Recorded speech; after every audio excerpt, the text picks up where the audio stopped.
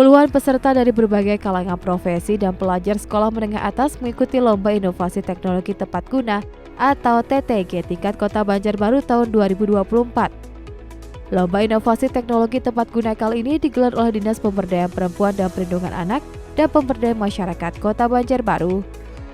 Lomba TTG digelar berjenjang dari tingkat kabupaten, kota, kemudian akan mewakili lomba TTG tingkat provinsi hingga mewakili tingkat nasional.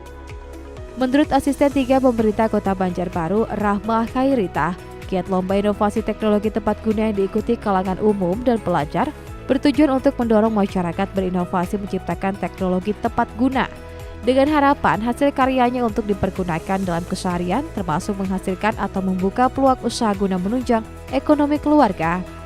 Melaksanakan pembagian hadiah dan uang pembinaan kepada pemenang Lomba Teknologi Tepat Guna tingkat Kota Banjarbaru.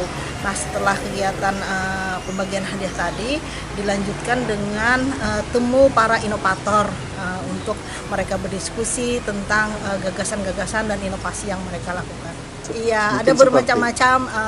Tadi yang juara tadi ada yang bagaimana supaya air sungai itu bisa diminum seperti itu, apakah saringan dan seterusnya. Juga ada tadi inovasi supaya minuman ayam tadi tidak berbau seperti itu. Jadi macam-macam inovasinya yang semuanya itu bermanfaat bagi masyarakat dan mudah untuk dilaksanakan. Jadi namanya kan teknologi tepat guna, jadi mudah dan nyaman dilaksanakan.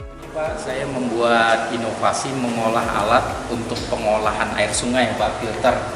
Jadi kemampuan alat ini, air sungai yang keruh itu, Pak, diolah.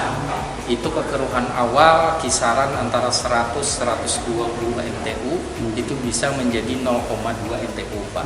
Jadi memenuhi secara standar, Pak, ya? Ini standar untuk baku mutu minum, Pak. Kemudian unsur kimia, pH juga memenuhi, kadar besi juga. Jadi untuk permukaan ini cukup efektif, Pak. Kemudian bakteriologis juga kisaran 4.300 sampai 9.300 mpn per 100 mili itu bisa diturunkan menjadi kisaran kurang dari 1,8, Pak. Jadi alat ini cukup efektif sebenarnya untuk menyediakan air bagi masyarakat yang tinggal di bantaran sungai. Nah, kita mengetahui masyarakat kita ini masih banyak yang memang berada di bantaran sungai. Kota Banjarmasin yang dulunya ibu kota provinsi itu juga dikenal sebagai kota seribu sungai, kemudian ke arah hulu sungai. Makanya daerah-daerah kita ini banyak nama kota-kotanya itu berbasis ke sungai. Salah seorang pemenang lomba juara 1 Inovasi Teknologi Tepat Guna TTG tingkat Kota Banjarbaru tahun 2024, yakni Sulaiman Hamzani, yang membuat teknologi pengolahan air bersih secara sederhana dengan mempergunakan sarikasi atau saringan kain sintetis dan peralatan penunjang lain untuk menjernihkan air kotor atau keruh yang disaring sehingga menghasilkan air jernih yang memenuhi standar umum. Alat filtrasi sederhana ini cukup efektif menghilangkan sedimen, mikroorganisme, kontaminan, dan mudah digunakan. Desain sederhana untuk masyarakat, biaya operasional rendah hanya menggunakan bahan sederhana. Suharda Duta TV Banjarbaru.